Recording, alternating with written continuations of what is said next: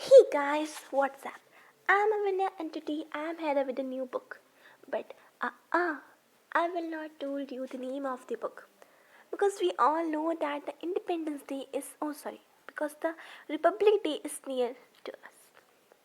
Republic day यानी कि गणतंत्र दिवस हमारे पास है। हम सभी जानते हैं कि इस दिन हमारे देश का संविधान लागू हुआ था। कुछ नए रूल्स एंड रेगुलेशंस हमने बनाए थे अपनी कंट्री के लिए, क्योंकि अब उस पर रूल ब्रिटिश नहीं कर रहे थे।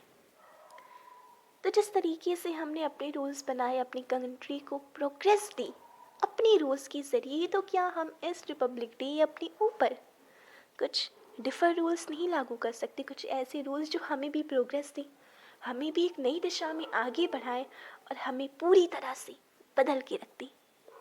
The rules are easy but quite interesting and are mostly powerful to change our life. So here I am with a new book called Life Changing Book. And the name is, I'm not going to tell you. So hashtag Republic Day. On this hashtag occasion, we have the hashtag book. So without wasting our time, let's roll the new hashtag. तो हमारा आज का hashtag है as a man think it, written by James Allen. So हम सभी जानते हैं कि इस सीरीज़ में हम इस बुक के सारे चैप्टर्स को ब्रीफली एक्सप्लेन करेंगे। पूरा चैप्टर नहीं सुनाएंगे, लेकिन उस किताब के उस चैप्टर का एसेंस और द प्रिंसिपल्स एक आसान लैंग्वेज में आपके पास ज़रूर आएंगे, जिसके ज़रिए आप उस किताब को लगभग पूरा जान लेंगे, एसेंस जान लेंगे, प्रिंसिपल्स जान लेंगे, जिसके लिए आप पूरी किताब पढ़ते हैं। So here our chapter first called विचार और चरित्र। कहावत है, मनुष्य अपने दिल में जैसा सोचता है वैसा ही होता है। हमारी सोच इतने बड़े स्तर पर हमें प्रभावित करती है कि इसका प्रभाव हमारी हर एक दशा, हर एक आदत में स्पष्ट देखा जा सकता है। ठीक इसी प्रकार से हमारा व्यक्तित्व यानी कि पर्सनालिटी हमारी इसी सोच का एक सफल परिणाम है। एक व्यक्ति द्वारा किया गया कोई भी कार्य, चाहे वो सोच समझकर किया गया हो या जल्दीबाजी में, किसी दबाव के चलते, इस कार्य के पीछे का कारण एक विचार ही होता है। विचार कर्मों को जन्म देता है और हमें वही कर्म सुख या दुख देते हैं। यदि हम अपने मन में बुरे विचार रखते हैं तो दुख भोगने के लिए हमें कोई अतिरिक्त कर्म नहीं करना पड़ता। दुख हमारे पीछे स्वयं चला आता है, जैसे बैल के पीछे पहिया। और यदि हम अपने मन में ब्यूटीफुल, प्योर यानी कि सुंदर और अच्छे विचार रखते हैं, तब भी हमें सुख व प्रसन्नता यानी कि ब्लेसनेस और ब्लेसनेस के लिए कोई भी एक्स्ट्रा वर्क यानी कि अतिरिक्त श्रम नहीं करना पड़ता। प्रसन्नता हमारा साथ वैसे ही देती है जैसे कि हमारी अपनी परछाई। हमारे द्वारा किए गए कार्य और उनसे मिलने वाले परिणाम हमारे विचारों द्वारा उतने ही प्रभावित होते हैं जितने वे फिजिकल वर्ल्ड यानी कि भौतिक जगत को प्रभावित करते हैं। एक ऐसा व्यक्तित्व जो हर किसी को पसंद आए, हर किसी की भावनाओं को समझ सके, ऐसा महान व्यक्तित्व किसी वरदान या संयोग से नहीं मिलता, बल्कि एक ऐसा व्यक्तित्व परिणाम होता है हमारे लंबे समय तक अपने विचारों को सही दिशा में ठीक इसी प्रकार से आगे बढ़ाने का।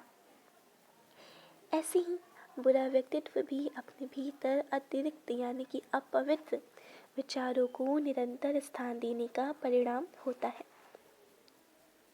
सही विचारों को अपने मन में स्थान देकर व उनका सही प्रयोग करने से इंसान दिव्यता को पा सकता है, और गलत विचारों का गलत प्रयोग करने से वह मानव रूपी जानवर बन जाता है। हमारी आत्मा से संबंधित जितने भी सत्य इस दुनिया में मौजूद हैं जो हमें प्रसन्नता देते हैं, उनमें ये कथन सबसे ज़्यादा खुशी देता है कि विचार का मालिक मनुष्य स्वयं ही है। मनुष्य ही अपने व्यक्तित्व को बनाता है, परिस्थितियों को भी वही उत्पन्न करता है, अपने आसपास की वातावरण, यहाँ तक कि अपनी भाग्य तक को मनुष्य ही बनाता है। और इन सब की शुरुआत उसकी स्वयं की विचारों से होती है। इस कारण से ही मनुष्य अपनी हर परिस्थिति से निपटने के लिए सक्षम होता है। मनुष्य के भीतर उसे पुनर्जीवित करने वाली तथा उसे परिवर्तित करने वाले साधन हमेशा मौजूद होते हैं, जिनसे वह स्वयं को जिस प्रकार चाहे परिवर्तित कर सकता है। मनुष्य हर परिस्थिति में अपना मालिक स्वयं होता है, परंतु कमजोर परिस्थिति में वह एक बुरा मालिक सिद्ध होता है, क्योंकि वह स्वयं का संचालन ठीक प्रकार से नहीं कर रहा होता। कहने का मतलब है कि वह अपने आप को सही से इंस्ट्रक्ट नहीं कर पाता कि अब तुम्हें क्या करना है या अब मुझे क्या करना है। यदि मनुष्य अपने अस्तित्व के मूल नियम, जिस पर उसका संपूर्ण अस्तित्व यानी कि उसकी एग्जिस्टेंस निर्भर करती है, एकाग्रचित यानी कि कॉन्सेंट्रेट होकर ढूंढ ले, तो वह एक बुद्धिमान मालिक सिद्ध होता है। मतलब कि यदि मनुष्य उस तथ्य को ढूंढ ले जिस पर उसका संपूर्ण व्यक्तित्व टिका हुआ है, तो वो एक बुद्धिमान मालिक सिद्ध होता है। कहने का मतलब है कि यदि आप किसी परिस्थिति में फंसे हुए हैं, आप किसी प्रॉब्लम में हैं और आपको पता है कि आप उससे बाहर नहीं आ सकते, आप गर्त में जा रहे हैं, आप और पीछे जा रहे हैं, तो आपको बस इतना करना है कि अपने अंदर झांकना है, खुद से सवाल पूछना है कि आखिर ऐसा क्या है जिसकी वजह से मैं हूँ। मतलब कि अगर वो चीज़ ना हो तो मैं होऊंगा ही नहीं, मैं इस दुनिया में एग्जिस्ट ही नहीं कर पाऊंगा। ऐसी कौन सी चीज़ है जो मेरे लिए सबसे ज़्यादा ज़रूरी है। और बस फिर जब आप उस तथ्य को उस थिंग को ढूंढ लेंगे, तो बस फिर वो समस्या आपके लिए कुछ नहीं, क्योंकि फिर आपके पास आपका सबसे बड़ा हथियार, सबसे बड़ी पावर है।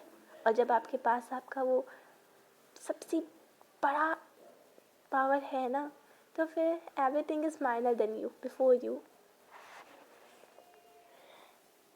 इसी प्रकार वह अपनी ऊर्जा का बुद्धिमत्ता से उपयोग करता है। यदि मनुष्य अपने भीतर के विचारों के नियमों को ढूंढ ले, तो वह एक सचेत मालिक बन सकता है। विचारों के नियमों को ढूंढ ले, इसकी कहने का मतलब है कि आपको पता चल जाए कि आपके विचार यानी कि आपके थॉट्स जिस दिशा में जा रहे हैं, जिस दिशा में बढ़ रहे हैं, आखिर उनका कारण क्या है कि वो उसी दिशा में बढ़ रहे हैं, या उनके पीछे ऐसी कौन सी वजह है, या आपकी लाइफ का ऐसा कौन सा गोल या फिर एम है कि आपके थॉट्स हमेशा वहीं जाते हैं। ऐसी कौन सी पसंद है कि आपके थॉट्स हमेशा वहीं जा रहे हैं। मीन टू से डैट, अगर आपके दिमाग में हमेशा हमेशा हमेशा फिल्म्स चलती रहती हैं, हमेशा फिल्म्स चल रही हैं, एक्ट्रेस चल रहे हैं, इसका मतलब क्या है? अगर आप अपने अंदर भीतर झांक के देखिए, तो आपको पता चलेगा कि क्या मैं इंटरेस्टेड हूँ मॉडलिंग में, या फिर क्या मुझे इंटरेस्ट है फिल्म सिटी में, या फिर अगर मैं एक अच्छा एक्टर नहीं बन सकता, तो क्या फिल्म इंडस्ट्री में केवल एक्टिंग ही होती है?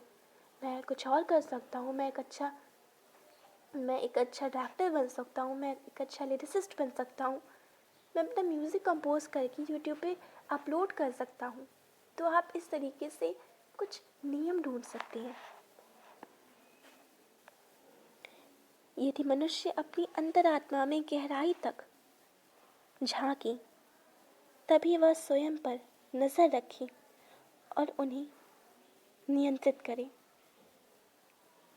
मतलब कि अगर इंसान को अपने आप को अच्छी तरीके से जानना है, मतलब दुनिया की तो बात छोड़ दो, पहले अगर उसे खुद को जानना है, खुद को समझना है, क्योंकि अगर हम खुद को अच्छे से नहीं समझ पाए, तो फिर क्या बात है कि हम दुनिया के पीछे पड़े कि मुझे कोई नहीं समझता, या फिर मैं किसी को समझने लायक नहीं हूँ। नहीं, पहले हमें खुद को समझना होगा कि आखिर मैं किस टाइप की हूँ, मैं किस टाइप का हूँ। और अगर इंसान को ये करना है, तो उसे ज़रूरत होगी कि वो खुद पर नज़र रखे, खुद की हर एक एक्टिविटी पर ध्यान दे। जब भी उन सभी आदतों में परिवर्तन हो, यानी कि चेंजमेंट हो, तो वो देखें कि उनसे क्या क्या क्या इफ़ेक्ट पड़ रहा है दूसरे लोगों पर, और जो इफ़ेक्ट पड़े उसका धैर्यपूर्वक यानी कि पेशेंस से अध्ययन करें। अध्ययन करने का मतलब पेशेंस से उन्हें एनालाइज करें।